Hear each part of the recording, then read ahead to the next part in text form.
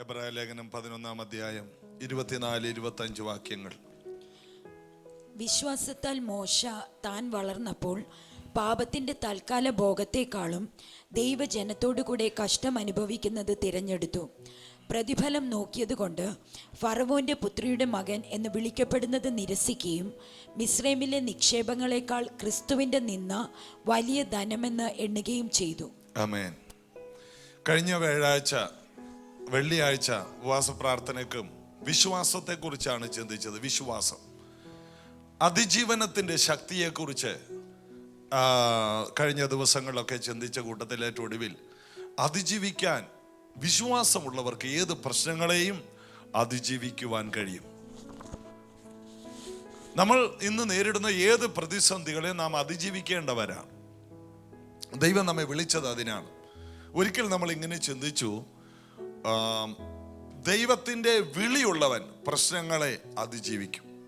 മറ്റൊരിക്കൽ ഇങ്ങനെ ചിന്തിച്ചു, ദൈവത്തിൽ നിന്ന് പ്രാപിച്ച സ്വപ്നങ്ങളുള്ളവൻ, ആ സ്വപ്നങ്ങൾ, ആ പരിശുദ്ധാത്മാവിലുള്ള സ്വപ്നങ്ങളുള്ളവൻ പ്രശ്നങ്ങളെ അതിജീവിക്കും.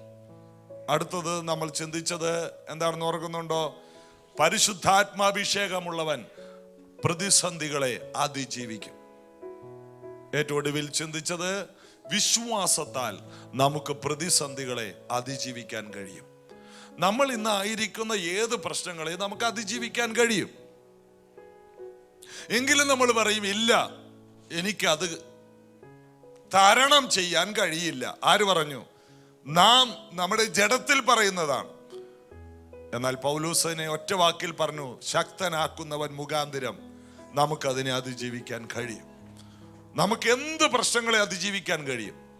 ഇന്ന് നമ്മൾ പറയും, ഇന്നത്തെ സാഹചര്യത്തിൽ കണക്കുകൂട്ടി നോക്കിയിട്ട് പറയും, ഒരിക്കലും അതിജീവിക്കാൻ കഴിയില്ല. എന്നാൽ അതിജീവിക്കാൻ കഴിയും. അതിജീവിക്കാൻ കഴിയും. നമ്മൾ ഒന്നല്ലെങ്കിൽ മറ്റൊരു തലത്തിൽ എല്ലാം കണക്ക് കൂട്ടി നോക്കുന്നവരാണ്. ഇവിടെ മോശയും നമ്മൾ ഈ വായിച്ച വാക്യത്തിൽ നിന്ന് മോശ കണക്ക് കൂട്ടി നോക്കുന്നുണ്ട്.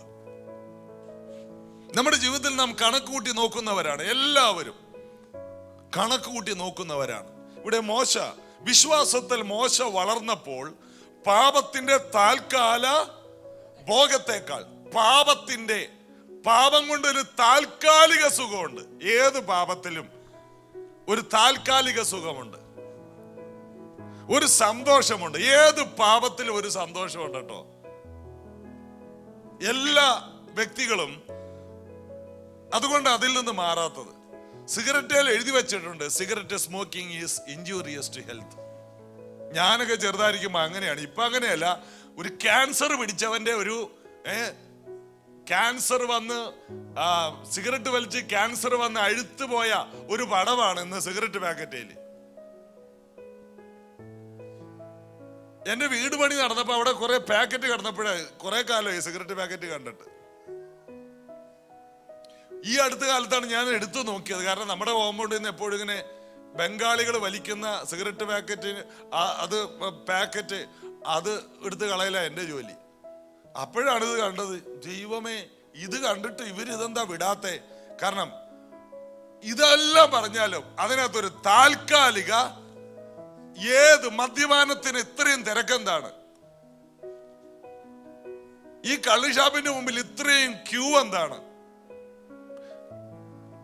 എല്ലായിടത്തും കറിയുണ്ട്, പക്ഷെ കള്ള് ഷാപ്പിലെ കറിക്ക് തന്നെ ഇത്രയും രുചി എന്താണ്? അല്ലേ? എന്നാലും ഭാഷ അതാണ് അതിന്റെ ഒരു ഇത്.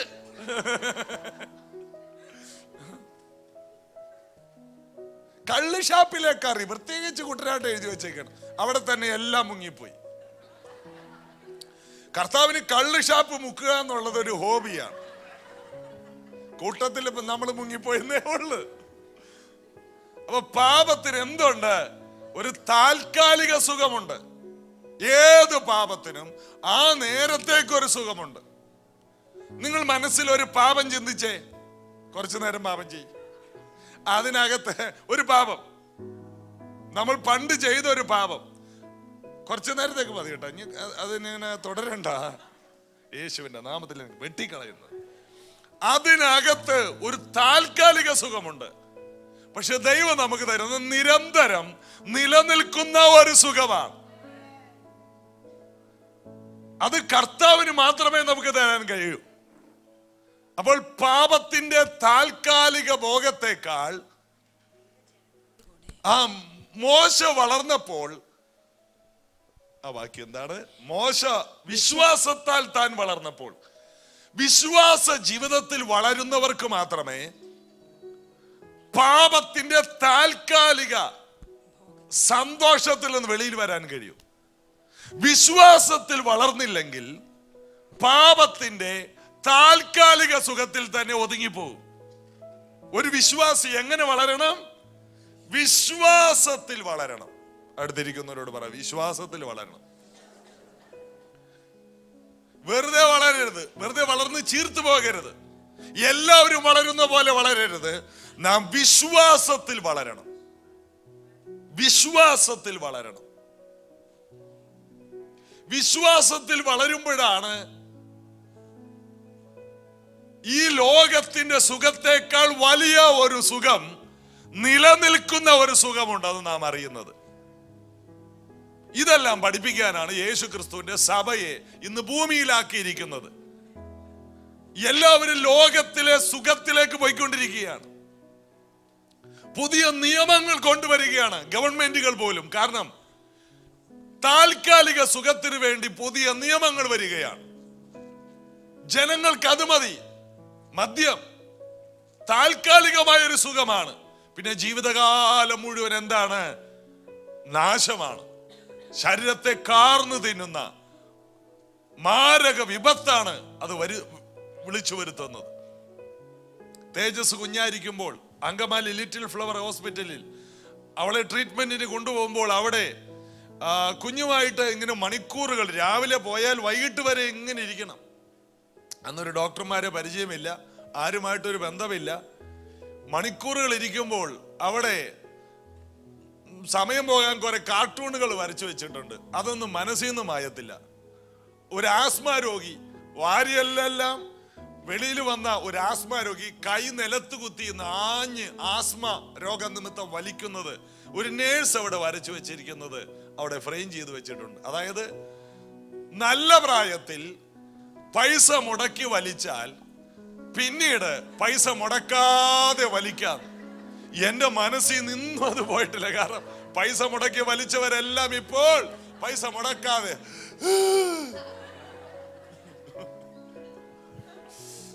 ആ നേഴ്സ് വരച്ചു വെച്ചത് ഇന്നും എന്റെ മനസ്സിൽ നിന്ന് പോയിട്ടില്ല.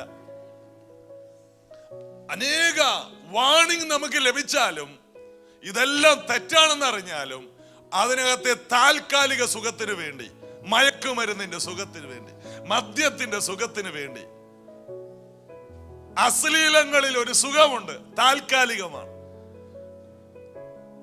പക്ഷെ വിശ്വാസത്തിൽ മോശ വളർന്നപ്പോൾ, എന്തിൽ വളർന്നപ്പോൾ? വിശ്വാസത്തിൽ വളർന്നപ്പോൾ. അതിന്റെ അർത്ഥം വിശ്വാസത്തിൽ വളരുന്നതിന് മുമ്പ് മോശയ്ക്കും എന്തുണ്ടായിരുന്നു? മോശമായ അത് തന്നെ. നമ്മളെല്ലാം പോയതുപോലെ മോശയും പോയി കാണാം. പക്ഷേ താൻ എന്തിൽ വളർന്നു? വിശ്വാസത്താൽ മോശ വളർന്നു. എല്ലാവരും ഒന്ന് പറഞ്ഞു, വിശ്വാസത്തിൽ വളരുക. കൈകൾ ഉയർത്തി പറഞ്ഞു, വിശ്വാസത്തിൽ വളരുക. വിശ്വാസം എന്ന് പറഞ്ഞ എല്ലാം വിശ്വാസമാണ്. പലയിടത്തും പല വിശ്വാസമുണ്ട്. എന്നാൽ ദൈവവചനത്തിലെ വിശ്വാസം, ദൈവത്തിലുള്ള വിശ്വാസത്തിൽ നാം വളരുമ്പോഴാണ് താൽക്കാലിക സന്തോഷങ്ങളെക്കാൾ നിലനിൽക്കുന്ന സന്തോഷമുണ്ടെന്ന് നാം അറിയുന്നത്. മോശയ്ക്ക് മനസ്സിലായി. വേദപുസ്തകം വായിച്ചു കൊണ്ടിരുന്നപ്പോൾ അല്ല മോശയ്ക്ക് മനസ്സിലായത്. കാരണം വേദപുസ്തകം എഴുതിയതാരാ? മോശയാണ്. മോശ വളരുന്ന കാലത്ത് മോശയുടെ കയ്യിൽ എന്തില്ല? വേദപുസ്തകമില്ല. എന്നാൽ പിതാക്കന്മാർ കൈമാറിയ ഒരു ദൈവത്തെ അറിയാം. അബ്രഹാമിന്റെ ദൈവം, ഇസ്ഹാക്കിന്റെ ദൈവം, യാക്കോബിന്റെ ദൈവം എന്ന് പറഞ്ഞ് ദൈവം മോശയ്ക്ക് പ്രത്യക്ഷമാകുന്നത് 80-ാമത്തെ വയസ്സിലാണ്. അതുവരെ അവൻ എങ്ങനെ വളർന്നു? അബ്രഹാമിന്റെ ദൈവത്തെക്കുറിച്ചും ഇസഹാക്കിന്റെയും യാക്കോബിന്റെയും ദൈവത്തെക്കുറിച്ചും പിതാക്കന്മാർ കൈമാറിയ അറിവുകൾ അവന്റെ അകത്ത് കിടപ്പുണ്ട്. എബ്രായരുടെ പ്രത്യേകത, അവർ തനിച്ചു പാർക്കുന്നവരാണ്. അവർ അവരുടെ തലമുറക്ക് കൈമാറി കൊടുത്തത് വിശ്വാസത്തിന്റെ ചുവടുകളായിരുന്നു. പീഡനങ്ങളുടെ നടുവിലും അവർ കൈവിടാതിരുന്നത് തലമുറകൾക്ക് കൈമാറിയത് വിശ്വാസമാണ്. ഈ വിശ്വാസം മോശയുടെ കയ്യിൽ എത്തിയപ്പോൾ അല്പം വൈകിപ്പോയി കാണാം. കാരണം മിസ്രൈമിലെ നിക്ഷേപങ്ങളും മിസ്രൈമിലെ അഭ്യാസങ്ങളും മിസ്രൈമിലെ വാക്കുകളും എല്ലാം കൊണ്ട് നിറഞ്ഞ അടുത്ത രാജാവാകാനുള്ള എല്ലാം അവനുള്ളപ്പോഴാണ് അവൻ വിശ്വാസത്തെ കുറിച്ച് കേൾക്കുന്നത്. അത് പാവപ്പെട്ട പിതാക്കന്മാർ കൈമാറിയത്, ഊഴിയ വിചാരകന്മാര് നിമിത്തം അടികൊള്ളുന്ന ഒരു കൂട്ടം ദൈവ മക്കളുടെ സമൂഹത്തിൽ നിന്ന് കൈമാറി കിട്ടിയത് കൊട്ടാരത്തിൽ കിടക്കുന്നവനെ ചലിപ്പിച്ചു. എന്തുകൊണ്ടാണ് ഇവർ പിടിച്ചു നിൽക്കുന്നത്? എന്തുകൊണ്ടാണ് ഇവർ സഹിക്കുന്നത്? എന്തുകൊണ്ടാണ് ഇവർ അടികൊള്ളുന്നത്?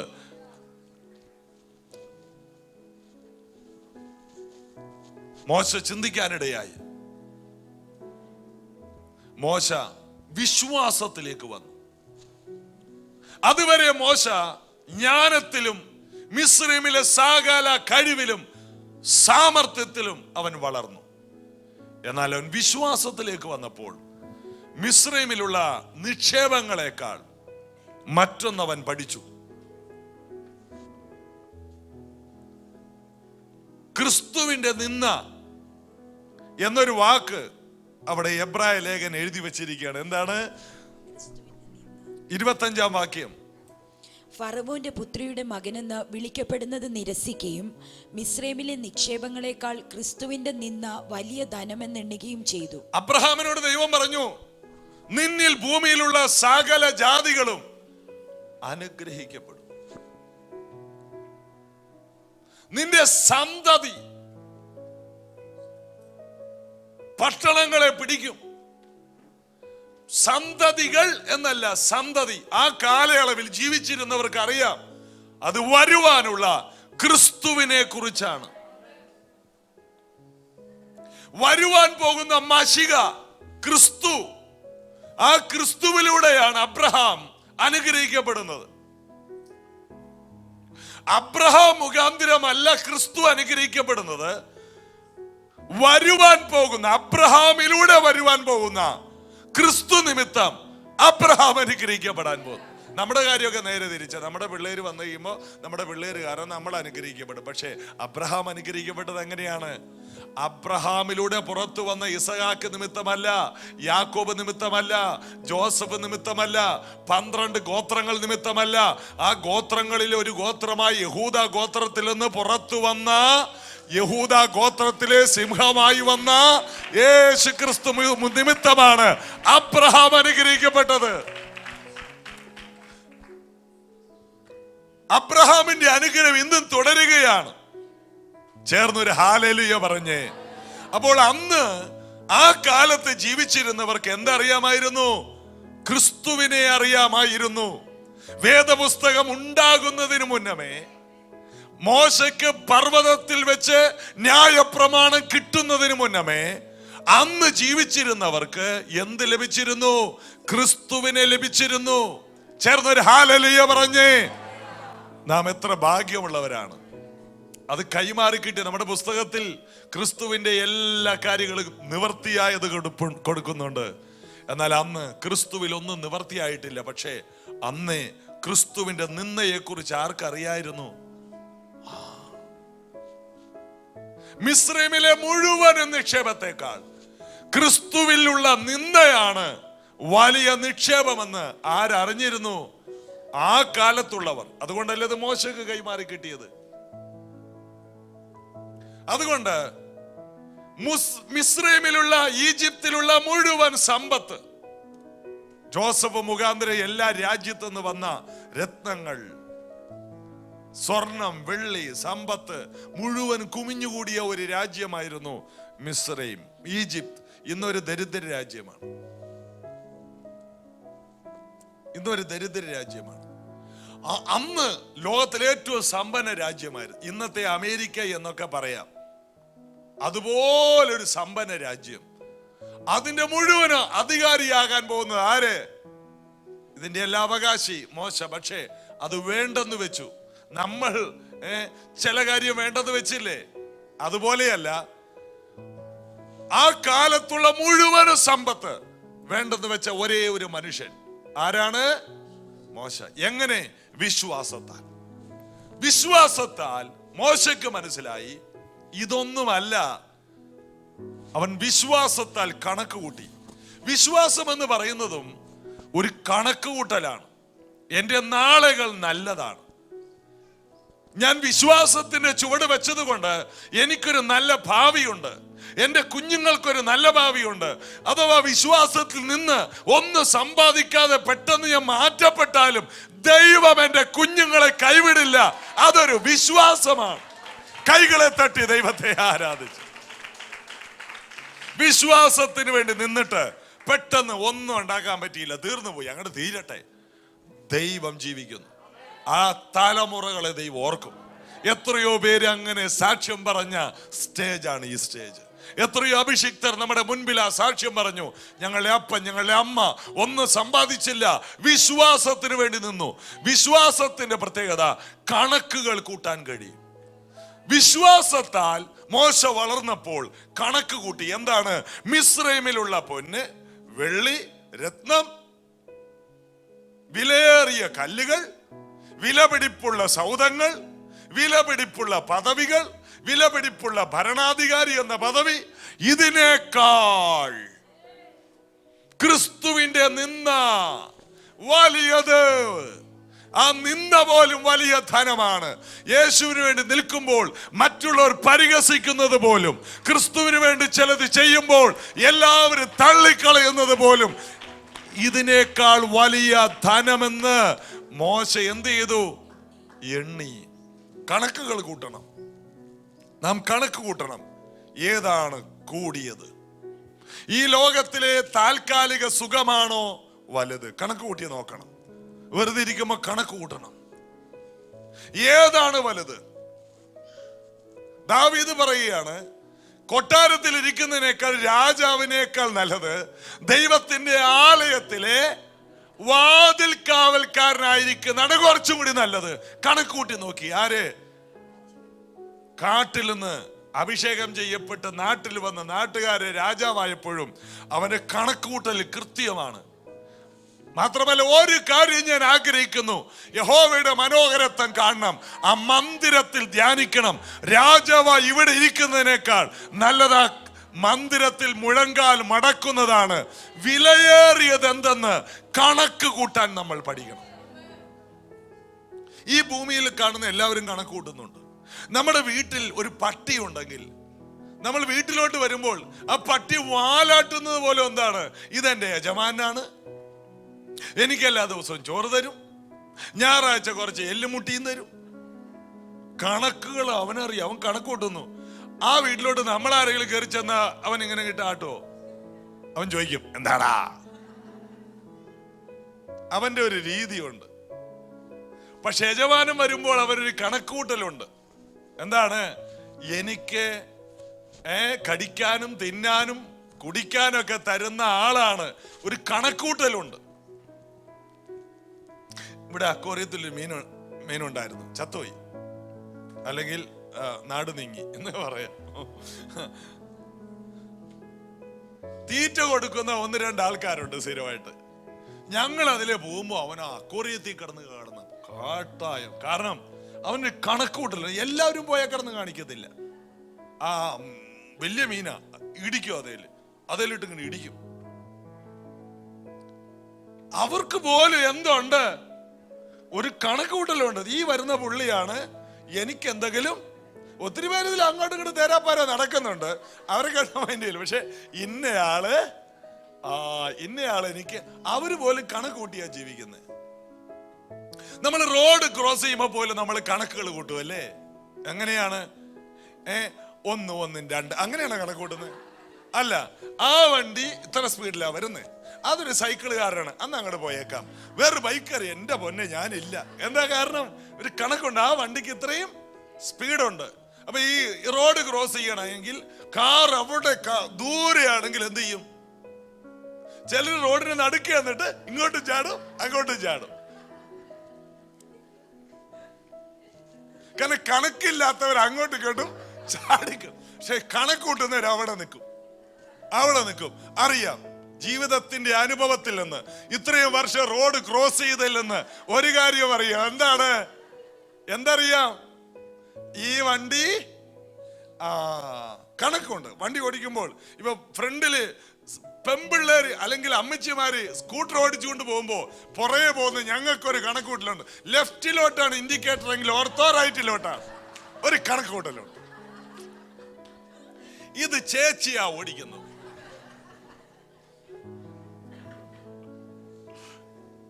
എല്ലാവരും ഒരു കണക്കുകൂട്ടലിലാണ് പോകുന്നത്. ജീവിതം മുഴുവനും ഒരു കണക്കുകൂട്ടലിലാണ്. എന്നാൽ ഇവിടെ റോഡ് ക്രോസ് ചെയ്യുന്ന ആൾക്കാർക്ക് അവിടെയാണ് വണ്ടി എന്നാണ് പോയേക്കാം. ഇതേ ആൾക്കാർ വിദേശത്ത് എന്നിട്ട് റോഡ് ക്രോസ് ചെയ്യും, ഒത്തിരി മരണങ്ങൾ നടക്കും. എന്താ കാരണം? അവിടെ വരുന്ന വണ്ടിയുടെ സ്പീഡ് കണക്കൂട്ടാൻ പറ്റത്തില്ല.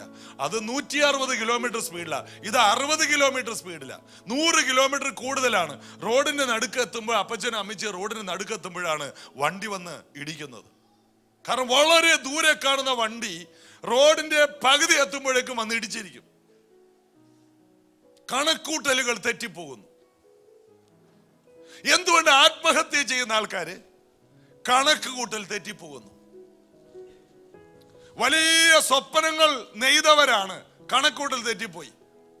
പെൺകുട്ടി ആത്മഹത്യ ചെയ്ത് എന്താണ്? ഫേസ്ബുക്കിലൂടെ ഒരു ചെറുക്കനെ പരിചയപ്പെട്ടു, കല്യാണം കഴിക്കാം, നമുക്ക് ഒരുമിച്ച് ജീവിക്കാം, അങ്ങനെയാണ് ഇങ്ങനെയാണ്, ആരും ഇല്ലെങ്കിൽ ഞാൻ നിന്റെ കൂടെയുണ്ട്, കണക്കൂട്ടി അവളിരുന്നു. പിന്നീട് മനസ്സിലായത് ഇത് ചതിയാണെന്ന്. അവൾ ആത്മഹത്യ ചെയ്തു. മാനസിക രോഗം, മനോവിഭ്രമമുണ്ടായി. എന്താണ്? കണക്കുകൾ കൂട്ടിയത് തെറ്റിപ്പോയി, പെട്ടെന്ന് സമനില തെറ്റി. ആത്മഹത്യയും സകല പ്രതിസന്ധികളുടെയും പുറകിൽ കണക്കുകൂട്ടലുകൾ തെറ്റുമ്പോഴാണ്. പിടിച്ചു നിൽക്കാൻ കഴിയാത്ത ഒരു സമയം വരും. മക്കളെ കുറിച്ച് കണക്കൂട്ടും, ഒരു പെണ്ണും ഒരാണും, അല്ലെങ്കിൽ 3 ആണ്, 3 ആണ്, അല്ലെങ്കിൽ 4 ആണ്, സൗത്ത് നോർത്ത് ഈസ്റ്റ് വെസ്റ്റ്, ഇങ്ങനെയൊക്കെ കണക്കൂട്ടി വെച്ചപ്പോഴാണ് മനസ്സിലായത് ഇത്രയും വലിയ തലവേദന. കണക്കൂട്ടൽ തെറ്റിപ്പോയി. അപ്പൊ കണക്ക് ദൈവത്തെ മാറ്റിവെച്ച് എന്ത് കണക്ക് കൂട്ടിയാലും അതിനെ പറയുന്നത് വിചാരമെന്നാണ്. യേശു പറഞ്ഞു വിചാരപ്പെടരുത്. വിചാരപ്പെടുന്നത് എങ്ങനെയാണ്? നാളെ എങ്ങനെ ജീവിക്കും, അതൊരു കണക്കൂട്ടല. നാളെ യേശു പറഞ്ഞു വിചാരപ്പെടരുത്. നെഗറ്റീവായിട്ട് നമുക്ക് കണക്ക് കൂട്ടാം, പോസിറ്റീവായിട്ട് കണക്ക് കൂട്ടാം. എങ്ങനെയാണ്? എന്റെ ദൈവം എന്റെ ബുദ്ധിമുട്ടൊക്കെയും തന്റെ ധനത്തിനൊത്തവണ്ണം ക്രിസ്തുവേശുവിൽ തന്റെ മഹത്വത്തോടെ പൂർണ്ണമായും തീർത്തു തരും. എന്റെ ദൈവം അതും ഒരു കണക്ക് കൂട്ടലാണ്. അപ്പോൾ വിചാരപ്പെടുന്ന കണക്കൂട്ടലാണ് നമ്മെ കരയിപ്പിക്കുന്നത്, നമ്മുടെ കുടുംബത്തെ കലഹിപ്പിക്കുന്നത്, നമ്മുടെ വീടിനെ ഒരു ദുരന്ത ഭൂമിയാക്കി മാറ്റുന്നത്. മരിക്കാനുള്ള ശ്രമം, നശിക്കാനുള്ള വാക്കുകൾ, കലഹം, വിട്ടുമാറാത്ത വഴക്ക്, നിരാശയുടെ ചിന്തകൾ, ഭക്ഷണം കഴിക്കാൻ കഴിയാത്തത്, ഇതെല്ലാം തെറ്റായ രീതിയിൽ നാം കണക്കൂട്ടുന്നതാണ്. മോശ വിശ്വാസത്തിൽ വളർന്നു. എന്താണ്? വിശ്വാസത്തിൽ വളരുന്നവർക്ക് ശരിയായി കണക്ക് കൂട്ടാൻ കഴിയും, നാളെ കണക്ക് കൂട്ടാൻ കഴിയും. അതുകൊണ്ടാണ് സാമർത്ഥ്യമുള്ള ഭാര്യയെ കുറിച്ച് നാം വായിക്കുന്നത്. ഭാവി കാലം ഓർത്ത് അവൾ പുഞ്ചിരിയിടുന്നു, നാളെയെ കുറിച്ച് ചിരിക്കാൻ കഴിയും. ക്രിസ്തുവിന്റെ നിന്ന പോലും ധനമാണ്. യേശു ഭൂമിയിൽ വന്നപ്പോൾ ഗിരിപ്രഭാഷണം പറയാൻ തുടങ്ങിയപ്പോൾ നിങ്ങളെക്കുറിച്ച് സകല തിന്മയും കളവായി പറയുമ്പോൾ സന്തോഷിച്ച് തുള്ളിച്ചാടാനാ പറഞ്ഞത്. കാരണം നിങ്ങളുടെ പ്രതിഫലം സ്വർഗത്തിൽ. വായിക്കാം, മത്തായിയുടെ സുവിശേഷം 5-ാം അധ്യായത്തിൽ 11 മുതൽ. എന്റെ നിമിത്തം നിങ്ങളെ പഴിക്കുകയും, എന്റെ നിമിത്തം, ക്രിസ്തുവിന്റെ നിന്ന, എന്റെ നിമിത്തം നിങ്ങളെ പഴിക്കുകയും ഉപദ്രവിക്കുകയും നിങ്ങളെ ഉപദ്രവിക്കുകയും നിങ്ങളെ കൊണ്ട് എല്ലാ തിന്മയും കളവായി പറയുകയും ചെയ്യുമ്പോൾ, നിങ്ങൾ നല്ല കാര്യം ചെയ്താലും നിങ്ങളെ മോശമായിട്ട് ചിത്രീകരിക്കുകയും ചെയ്യുമ്പോൾ നിങ്ങൾ ഭാഗ്യവാന്മാർ. നിങ്ങൾ ഭാഗ്യമുള്ളവരാണ്. സ്വർഗത്തിൽ നിങ്ങളുടെ പ്രതിഫലം വലുതാകൊണ്ട്. കർത്താവ് ഈ ഭൂമിയിൽ വന്നിട്ട് കണക്ക് കൂട്ടിയാണ് പറഞ്ഞത്. ഇന്ന് കണക്ക് ക്ലാസ്സാണ് കേട്ടോ. കർത്താവ് ഭൂമിയിൽ വന്നിട്ട് കണക്ക് കൂട്ടിയ സ്വർഗത്തിൽ നിങ്ങളുടെ പ്രതിഫലം നോക്കിയത് കൊണ്ട് ഫാറവോന്റെ പുത്രിയുടെ മകനെന്നൊക്കെ വിളിക്കാം, പക്ഷെ അതിനേക്കാൾ വലിയൊരു പ്രതിഫലം ക്രിസ്തുവിലാണ്. ക്രിസ്തു ഭൂമിയിലേക്ക് വന്നിട്ട് പ്രതിഫലമാണ് പറഞ്ഞത്. എന്റെ നാമനിമിത്തം നിങ്ങളെ അപ്പനെയോ അമ്മയോ സഹോദരങ്ങളെയൊക്കെ വിട്ടാലും ഈ ഭൂമിയിൽ 100 മടങ്ങ് വരുവാനുള്ള ലോകത്തിൽ നിത്യജീവനും പ്രാപിക്കാത്തവൻ ആരുമില്ല. യേശു ഭൂമിയിൽ വന്ന് പ്രസംഗിച്ച മുഴുവൻ പ്രതിഫലമാണ്. ഗിരിപ്രഭാഷണം തുടങ്ങിയപ്പോൾ സ്വർഗത്തിൽ നിങ്ങളുടെ പ്രതിഫലം വലുതാകൊണ്ട് സന്തോഷിച്ചുല്ലസിപ്പിൻ. എല്ലാരും ഒന്ന് കൈ ഉയർത്തി പറയാം, വലിയ പ്രതിഫലം. അപ്പൊ സ്വർഗത്തിൽ നിങ്ങളുടെ പ്രതിഫലം വലുതാകൊണ്ട് മുഖം എങ്ങനെ ഇരിക്കണം? പല വിശ്വാസികളെ മുഖം കാണും ഇതുവരെ ചിരിക്കാത്ത ചില സഹോദരിമാരും സഹോദരന്മാരും. നിങ്ങളുടെ പ്രതിഫലം ബിൽഗേറ്റ്സിനേക്കാൾ കൂടുതലാണ്, അംബാനിയേക്കാൾ കൂടുതലാണ്. ഇന്ന് നിങ്ങൾ അംബാനിയേക്കാൾ സമ്പന്നരാണെന്ന് ഞാൻ നിങ്ങളോട് പറഞ്ഞാൽ നിങ്ങൾക്കൊന്ന് ചിരിക്കാൻ കഴിയുമോ? എന്നാലൊന്നും ചിരിക്കത്തില്ല, കാരണം ഇത് ഉറപ്പ് കിട്ടണ്ടേ. പാസ്റ്റ് അങ്ങനെ പറഞ്ഞാലും ഞങ്ങൾ കണക്കൂട്ടിയിട്ട് ഇതുവരെ വിശ്വാസത്താൽ താൻ വളർന്നപ്പോൾ. എങ്ങനെ വളരണം? വിശ്വാസത്തിന്റെ കണക്കുകൾ കൂട്ടിയാൽ മാത്രമേ നമുക്ക് ഹൃദയം തുറന്ന് നാളെയെ കുറിച്ച് ചിരിക്കാൻ കഴിയും. ഇന്ന് നമ്മുടെ കുഞ്ഞുങ്ങൾ ഇത്തിരിയൊക്കെ വഴി തെറ്റിപ്പോയാലും നമ്മുടെ കുടുംബത്തിൽ കുറെ പ്രശ്നങ്ങളൊക്കെ ഉണ്ടെങ്കിലും ദൈവം നമുക്ക് കുറെ വാഗ്ദത്തങ്ങൾ തന്നിട്ടുണ്ട് നാളെയെ കുറിച്ച്. അത് ഉറപ്പാണ്. ഇന്നത്തെ സാഹചര്യങ്ങളല്ല നമ്മുടെ സാഹചര്യം, നമുക്കൊരു നല്ല നാളെയുണ്ട്.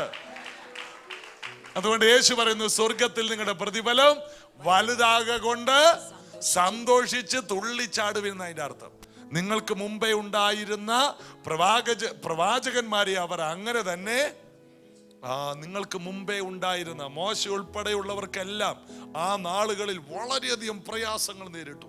ദൈവത്തിന് വേണ്ടി ആരെല്ലാം നിന്നിട്ടുണ്ടോ അവരെ ഈ ലോകം വെറുതെ വിട്ടിട്ടില്ല. എന്നിട്ടും അവരെന്തുകൊണ്ട് മരിക്കാൻ വരെ തയ്യാറായി നിന്നു? അതിന്റെ കാരണം ദൈവത്തിന് വേണ്ടി നിൽക്കുന്നവർക്ക്, സത്യത്തിന് വേണ്ടി നിൽക്കുന്നവർക്ക് പ്രതിഫലം വലുതാണ്. എന്താണ്? വലിയ പ്രതിഫലം. എല്ലാവരും ഒന്ന് പറയാം, വലിയ പ്രതിഫലം. 3 മണി നേരത്തും 9 മണി നേരത്തും 11 മണി നേരത്തും 4 മണി നേരത്തൊക്കെ ജോലിക്ക് ചെന്നവർക്ക് 1 മണിക്കൂർ മാത്രം ജോലി ചെയ്തവന് പ്രതിഫലം കൊടുത്തപ്പോഴാ മുഖം മാറിയത്. പക്ഷെ രാവിലെ എന്നപ്പോ എല്ലാവരോട് കൂലി എന്താ പറഞ്ഞേ? രാവിലെ കുറച്ചു പേര് മെനക്കെട്ട് അവിടെ ഇവിടെയൊക്കെ നിൽക്കുന്നു. നിങ്ങൾ വാ എന്റെ തോട്ടത്തിലോട്ട് വന്ന് ജോലി ചെയ്യും, വെറുതെ നിൽക്കല്ലേ, ശരി. കൂലി എല്ലാവർക്കും 1 കാശ് പറഞ്ഞ് സമ്മതിച്ചു. ഇന്നത്തെ ഭാഷ പറഞ്ഞാൽ 1000 രൂപ പറഞ്ഞ് സമ്മതിച്ചു. രാവിലെ 7 മണിക്ക് വന്നവർക്ക് 1000 രൂപ. 9 മണിക്ക് വന്നവരോടും ഈ യജമാനം പോകുന്ന വഴിക്ക്, നിങ്ങളെന്തിനാ ഇവിടെ നിൽക്കുന്നേ, തോട്ടത്തിലോട്ട് പോ, 1000 രൂപ തരാം. അവര് ഓടി വന്നു. കുറച്ചു പേരെ ഒരു ഉച്ചക്ക് 12 മണിക്ക് കണ്ടു. അവരോടും പറയും, നിങ്ങൾ എന്തിനാ ഇവിടെ നിൽക്കുന്നത്, എന്റെ തോട്ടത്തിലോട്ട് വാ, നിങ്ങളുടെ വീട്ടിലെ കാര്യം നടക്കണ്ട്. സാറേ ഞങ്ങൾ ലേറ്റ് ആയിപ്പോയി. അതൊന്നും കുഴപ്പമില്ല, വാ തോട്ടത്തിൽ വാ. വേറെ കുറച്ച് പേര് 5 മണിക്കാണ് ജോലി കഴിയുന്നത്. 4 മണിക്ക് സ്കൂൾ വിടുന്ന സമയത്ത് പിള്ളേരെ വിടാൻ നിന്ന 2-3 പേര് ഇന്ന് ജോലിക്ക് പോകാൻ പറ്റില്ല. പിള്ളേരെ സാറിനെ കാണുമായിരുന്നു, പ്രിൻസിപ്പളിനെ കാണുമായിരുന്നു. അങ്ങനെയുള്ളവർക്ക് അന്ന് ജോലിക്ക് പോകാൻ പറ്റിയില്ല. അവരോട് എന്ത് പറഞ്ഞു? നിങ്ങൾ വാന്നേ, പിള്ളേരെ ആക്കിയിട്ട് വാ. 3/4 മണിക്കൂറെങ്കിൽ 3/4 മണിക്കൂർ. സാർ എന്ത് തരും? 100 രൂപ. 100 അല്ല, 1000 രൂപ തരും. 1000. ഇപ്പൊ അതിന്റെ അർത്ഥം മനസ്സിലായോ? അപ്പൊ ഈ രാവിലെ വന്നവർക്ക് ഒരു വിഷമവും ഇല്ല കേട്ടോ. അവർക്ക് എന്തില്ല? ഒരു വേദനയില്ല, ഒരു സങ്കടവും ഇല്ല. പക്ഷേ ഈ ഉച്ചക്കും വൈകിട്ടൊക്കെ വന്ന കുറച്ച് പേര് ജോലി കഴിഞ്ഞ് കൂലി കൊടുക്കാൻ നിർത്തിയപ്പോൾ എങ്ങനെ നിർത്തി? 4 മണിക്ക് പിള്ളേരെ വിട്ടിട്ട് വന്നവരില്ലേ, അവരെ ആദ്യം നിർത്തി. അപ്പോ ഈ രാവിലെ വന്നവര് അവര് മുഖമൊക്കെ കഴുകി, ആ മുഖത്തിന്റെ ക്ഷീണമൊക്കെ കാണണം. രാവിലെ തുടങ്ങിയ പണിയല്ലേ, അവരെ ഡ്രസ്സൊക്കെ ഒന്നും കൂടിയൊക്കെ ഒന്ന് കഴുകിയൊക്കെ ഇട്ട് കാണും. പിന്നെ പിറ്റേ ദിവസം വരാനുള്ളതല്ലേ, അല്ലെങ്കിൽ അതിന്റെ ക്ഷീണമുണ്ട്, അത്രയും പണി ചെയ്തതാണ്. ലാസ്റ്റ് മേടിക്കാം. നോക്കുമ്പോ ആദ്യമുള്ളവനൊക്കെ കാശ് കൊടുക്കുന്നു, നോക്കുമ്പോൾ അവർക്കെല്ലാം എണ്ണി പോകുന്നു. 100-ന്റെ നോട്ട് 10 എണ്ണുന്നു. അവരെല്ലാവരും ഇവരുടെ മുമ്പിൽ കൂടി എണ്ണിക്കൊണ്ട് പോകുന്നു. അപ്പൊ ഇവര് കണക്കൂട്ടി എത്രയാണ്? ഒരു 25 100-ന്റെ നോട്ട്. ആര്? ഈ പുറയിൽ നിൽക്കുന്നവന്റെ മനസ്സിൽ. അപ്പൊ അവൻ കണക്കൂട്ടിയാണ്, എന്താണ്? ഇന്ന് തന്നെ ഒരു മിക്സി മേടിക്കണം.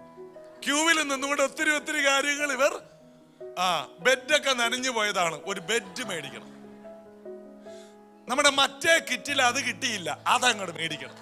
ഇങ്ങനെ ഇവന്മാര് ക്യൂവിൽ നിന്ന് എന്ത് ചെയ്തു? നിങ്ങളൊന്ന് പറ. ക്യൂവിൽ നിന്നുകൊണ്ട് അവരെന്ത് ചെയ്തു? എനിക്കിന്ന് ഭയങ്കര സന്തോഷം കേട്ടോ. കണക്ക് കൂട്ടാത്ത ആരെങ്കിലും ഉണ്ട് ഇവിടെ? കണക്കൂട്ടാത്തവന്മാരെ ഉടനെ ആശുപത്രി കൊണ്ടുപോകണം. അങ്ങനെ കണക്ക് കൂട്ടി ഇവരവിടെ ചെന്നപ്പോ അവർക്ക് എത്ര രൂപ കിട്ടി? 1000 രൂപ. അവര് വീണ്ടും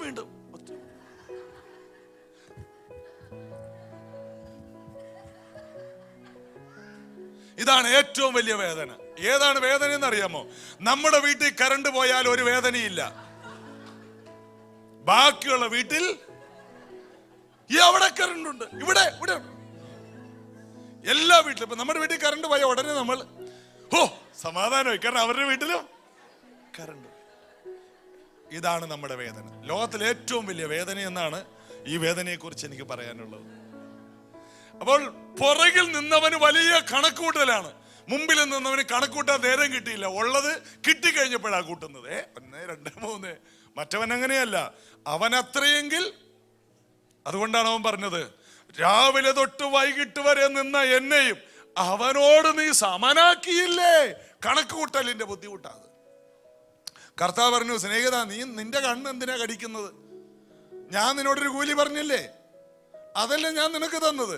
ഞാൻ നല്ലവനായതുകൊണ്ട് അരമണിക്കൂറിന് വേണ്ടി വന്നവനും ഞാൻ അത് തന്നെ കൊടുത്തു. അതായത് നേരത്തെ 25 കൊല്ലം മുമ്പ് രക്ഷിക്കപ്പെട്ട് വന്നവനും ഇന്നലെ സ്നാനപ്പെട്ടവനും ഒരുപോലെ കൊടുക്കാൻ നമ്മുടെ കർത്താവിന്റെ കയ്യിലുണ്ട്. കുശുമ്പില്ലാത്തവരെല്ലാവരും ചേർന്ന് കൈയടിച്ച് കർത്താവിനെ സ്തുതിച്ച് ഹല്ലേലൂയ. എടാ, ഇന്നലെ വന്ന ആള് വന്നിട്ട് ഒരാഴ്ചയേ ഉള്ളൂ, ഇത് അന്യഭാഷ പറയണം. ഞങ്ങൾ 7 കൊല്ലമായി ഇവിടെ ഇരിക്കുന്നു, അല്ലെങ്കിൽ 250 വർഷമായി. ഇതൊന്നും ദൈവത്തിന് വിഷയമല്ല. ദൈവത്തിന് വാരിക്കോരി കൊടുക്കുവാൻ അവന്റെ കയ്യിലുണ്ട്. ആരുടെയും പോക്കറ്റിൽ നോക്കി നീ കണക്ക് കൂട്ടരുത്. ദൈവത്തിന്റെ കയ്യിലേക്ക് നോക്ക്. അമർത്തി കുലുക്കി കവിയുന്ന അളവ് തരുവാൻ കഴിവുള്ളവൻ, വാരി തരുവാൻ കഴിവുള്ളവൻ, സകലർക്കും വാരി കൊടുക്കുന്നവൻ, വാരി വിതറി ദരിദ്രന്മാർക്ക് കൊടുക്കുന്നവൻ, വാരി വിതറി നക്ഷത്രങ്ങളെ ആകാശത്തിൽ വിതറിയവൻ, നക്ഷത്രങ്ങൾക്ക് പേരിടുന്നവൻ, കൈകളടിച്ച് നമ്മുടെ ദൈവത്തിന് മഹത്വം കൊടുത്തേ. അവനത്രേ കർത്താവ്, അവനത്രേ ക്രിസ്തു. ആ ക്രിസ്തു നിമിത്തം വാരി വിതറി ആകാശത്തിൽ നക്ഷത്രങ്ങളെ അവിടെ നിർത്തിയവൻ, പേര് ചൊല്ലി പറഞ്ഞു, അവിടെ നിന്നോളാം. അവൻ മനുഷ്യനായി ഭൂമിയിലേക്ക് വന്നു. അവൻ നിമിത്തം ആരെങ്കിലും ഇവിടെ നിന്ന് സഹിക്കുന്നുണ്ടെങ്കിൽ, വിശ്വാസ നിമിത്തം, ഇനി പോട്ടെ, വിശ്വാസ ജീവിതം നയിക്കുന്ന നിമിത്തം ആരെങ്കിലും ഇടുങ്ങിപ്പോയാലും പേടിക്കണ്ട, അതുപോലും വലിയ പ്രതിഫലമാണ്. കർത്താവിന്റെ നിമിത്തമാണ് നമ്മൾ പലരോട് ക്ഷമിക്കുന്നത്. അപ്പുറത്തെ വീട്ടുകാരൻ, അപ്പുറത്തെ വീട്ടിലെ ചേച്ചി, അവരുടെ വീട്ടിലെ ഇല മുഴുവനും നമ്മളില്ലാത്തപ്പോ ഇങ്ങോട്ട് ഇടുന്നു. നമ്മുടെ വീടിന്റെ മുറ്റത്ത് അവരുടെ വീട്ടിലെ വേസ്റ്റ് അങ്ങോട്ട് കിടന്ന് നോക്കി ഇങ്ങനെ ഇട്ടേച്ച് പോകുമ്പോ വഴക്കിടാൻ പോകണ്ട. പ്രാർത്ഥനക്ക് വന്നത് നിമിത്തം നമ്മോട് മാത്രം സ്പെഷ്യൽ ആയിട്ടൊരു അവഗണന കുടുംബക്കാർക്ക് എല്ലാവർക്കും. ഇതെല്ലാം പ്രതിഫലത്തിന്റെ കേസാണ്. വെറുതെ നിങ്ങളുടെ അവസരങ്ങൾ, നിങ്ങളുടെ പ്രതിഫലങ്ങളെ പാഴാക്കി കളയരുത്. വലിയ വലിയ വലിയ ഓഫറുകളെ. ഈ പ്രാവശ്യം ബോണസ് ഇല്ലായിരുന്നു ആർക്കും. എന്താണ്? വെള്ളപ്പൊക്കം വന്നതുകൊണ്ട് അല്ലേ? പക്ഷേ ദൈവമക്കൾക്ക് എപ്പോഴും ബോണസ് ആയിട്ട് ആരെങ്കിലൊക്കെ നമ്മളെ പോകുന്ന വഴിക്ക് എന്തായാലും പറയും, നമുക്ക് ബോണസ് കിട്ടുന്നതാണ്. സ്ഥിരമായിട്ട് ബോണസ് കിട്ടുന്ന ആൾക്കാരായി ഇരിക്കണ ഇരിപ്പ് കണ്ട എന്തെങ്കിലും ആരെങ്കിലും നമ്മെ പറയുന്നതിന്റെ കാരണം ക്രിസ്തു നിമിത്തമാണ്. ഈ ബോണസ് അല്ല, സ്വർഗത്തിലെ നിക്ഷേപങ്ങളാണ്. ഇതൊന്നും ഈ അക്കൗണ്ടിൽ മാറാനുള്ളതല്ല, ഇവിടത്തെ ബാങ്കിൽ മാറാനുള്ളതല്ല ഈ കിട്ടുന്നത്. ഇത് മാറാനൊരു സ്ഥലമുണ്ട്. ഇതെല്ലാം കൊണ്ടുപോയി മാറുന്നത് നിത്യതയിലാണ്. ഈ ഭൂമിയിൽ ഒരു 100 മടങ്ങുണ്ട്. പക്ഷെ വരുവാനുള്ള ലോകത്തിന് വേണ്ടി ഇപ്പോഴേ സമ്പാദിക്കുന്ന വലിയ സമ്പദ് പദ്ധതിയാണ് നമ്മുടെ തമ്പുരാന്റേത്. മോശയ്ക്ക് അതറിയാമായിരുന്നു. എന്ന് യേശു കർത്താവ് ജനിക്കുന്നതിനേക്കാൾ 1000 വർഷങ്ങൾക്ക് മുൻപ് ജീവിച്ചിരുന്ന ഒരു മനുഷ്യന് ക്രിസ്തുവിന്റെ നിന്ദയുടെ ധനമറിയാമായിരുന്നെന്ന്. കണക്ക് കൂട്ടുന്നവർ ഭൂമിയിൽ കർത്താവിന് വേണ്ടി നെഞ്ചു നെറ്റി ഉയർത്തി നിന്നവരെല്ലാം ജീവിതത്തിൽ കണക്കുകൾ കൂട്ടിയവരാണ്. അപ്പോൾ കർത്താവായ യേശുവിന്റെ സഭയോട് ചേർന്നു നമ്മൾ കണക്ക് കൂട്ടി. എങ്ങനെയാണ്? നല്ല പള്ളിയും നല്ല സമൂഹവും വിട്ട് പാപത്തെ ഉപേക്ഷിച്ച് നാം വന്നത് കർത്താവിനോടുള്ള അതിരറ്റ സ്നേഹനിമിത്തമല്ല, ബുദ്ധിയുള്ളവരാണ്. ബുദ്ധിമാന്മാർ ആകാശ മണ്ഡലത്തിലെ പ്രഭ പോലെ എന്നാണ്. മാത്രമല്ല ബുദ്ധിയുള്ളവരാണ് കണക്ക് കൂട്ടുന്നത്. കർത്താവ് തന്നെ പറഞ്ഞു, എന്റെ വചനം കേട്ട് പ്രമാണിക്കുന്നവൻ ആഴെ കുഴിച്ച് പാറമേൽ അടിസ്ഥാനമിട്ട് വീട് പണിയുന്ന ബുദ്ധിയുള്ള മനുഷ്യൻ. കാറ്റടിച്ചാലും പേമാരി പെയ്താലും നദികൾ പൊങ്ങിയാലും വീഴാത്ത ഒരു വീട് പണിയുന്ന, അതായത് തലമുറ തലമുറയായിട്ട് വിശുദ്ധിയിൽ നിലനിൽക്കുന്ന, കൃപയിൽ നിലനിൽക്കുന്ന ഒരു വീട് പണിയുന്ന ബുദ്ധിയുള്ള മനുഷ്യരാണ് കർത്താവിന്റെ വചനപ്രകാരം നിൽക്കുന്നവർ. അതൊക്കെ എത്ര സന്തോഷത്തോടെ നമ്മുടെ അകത്തേക്ക് എടുക്കണം. ഞാൻ പ്രസംഗിക്കുകയല്ല, കർത്താവിന്റെ സന്തോഷം ഞാൻ നിങ്ങൾക്ക് കൈമാറുകയാണ്. നമ്മൾ ചുമന്നുകൊണ്ട് നടക്കുന്ന ഈ പുസ്തകം ചുമന്നതിനൊരു പ്രതിഫലമുണ്ട്. ഇത് വായിക്കുന്നവനും വായിച്ച് കേൾപ്പിക്കുന്നവനും ഭാഗ്യവാനെന്ന്, അതിനും ഒരു പ്രതിഫലം. ഇത് പിടിച്ചുകൊണ്ട് നടക്കുന്നതിനൊരു പ്രതിഫലം. ഹല്ലേലൂയ. ചേർന്നൊരു ഹല്ലേലൂയ പറഞ്ഞേ, ശക്തിയോടെ ഹല്ലേലൂയ പറഞ്ഞേ. എന്തിനാണ് ഞാൻ പറയിപ്പിച്ചത്? അതിനും ഒരു പ്രതിഫലമുണ്ട്. കണക്കൂട്ടി നോക്കിയാൽ ഒരല്ലേലൂയ പറയാൻ നിങ്ങൾ 5 എണ്ണം പറയണം. കാരണം ഇതിനൊക്കെ എന്തുണ്ട്? പ്രതിഫലമുണ്ട്. ദൈവത്തെ ആരാധിക്കുന്നതിന് എന്തുണ്ട്? പ്രതിഫലമുണ്ട്. വിശുദ്ധ ജീവിതം നയിക്കുന്നതിന് എന്തുണ്ട്? പ്രതിഫലമുണ്ട്. കർത്താവ് നിമിത്തം എന്തെങ്കിലും സഹിക്കുന്നുണ്ടെങ്കിൽ അതിനെന്തുണ്ട്? പ്രതിഫലമുണ്ട്. പ്രതിഫലമില്ലാത്ത ഒരു പരിപാടി ചെയ്തു പോകരുത്. അടുത്തിരിക്കുന്നവരോട് പറ, പ്രതിഫലമില്ലാത്ത ഒരു പരിപാടിക്കും പോയി. പത്രോസൊക്കെ ചോദിച്ചു, കർത്താവേ സകലതും വിട്ട് നിന്നെ അനുഗമിക്കുന്നു, ഞങ്ങൾക്ക് എന്നാ? ആര് ചോദിച്ചു? പത്രോസ് ചോദിച്ചു, ഞങ്ങൾക്ക് എന്ത് കിട്ടും? കർത്താവ് പറഞ്ഞു, നിങ്ങൾ ഇസ്രായേൽ ഗോത്രങ്ങളെ 12 വാഴും. കർത്താവ് കൊടുക്കൂലെന്നൊന്നും പറഞ്ഞില്ല, കർത്താവിന് അറിയാം. ഒരിക്കൽ കർത്താവിന്റെ 12 ശിഷ്യന്മാരിൽ 2 പേര് അമ്മയെ വിളിച്ചുകൊണ്ട് വന്നു. സ്കൂളിൽ അമ്മയെ വിളിച്ചുകൊണ്ട് പോകാറില്ലേ? അതുപോലെ അമ്മയെ വിളിച്ചുകൊണ്ട്. അപ്പൊ അമ്മ, യേശു കുഞ്ഞേ, ഗുരുവേ, എന്താ അമ്മച്ചി? അന്നത്തെ ഭാഷയാ. കുഞ്ഞേ, നിന്റെ ആ നിത്യത എന്നൊക്കെ പറഞ്ഞ സംഭവം ഉണ്ടല്ലോ, എനിക്കൊന്നും ഇതുവരെ പിടികിട്ടില്ല. കാരണം മിക്കവാറും മീറ്റിങ്ങിന് ഉറക്കം വരും എനിക്ക്. അതുകൊണ്ട് കുഞ്ഞെ, ഈ പിള്ളേർ വന്ന് വീട്ടിൽ കുറച്ച് ദിവസമായിട്ട് എന്തൊക്കെയോ പറയുന്നുണ്ട്, ഇടത്തും വലത്തിരിക്കണമെന്ന്, എവിടെയും കണ്ടിരിക്കണമെന്ന്. അപ്പൊ ഞാൻ പിള്ളേരോട് പറഞ്ഞു, യേശു കുഞ്ഞ് ഇരിക്കുന്നതിന്റെ ഇടത്തും വലത്തും നിങ്ങൾ ഇരിക്കുക, പാറയിൽ ഇരുന്നോ. അതല്ല അമ്മച്ചി, സ്വർഗത്തിൽ എനിക്ക് ഇടത്തും വലത്തും ഇരിക്കണം.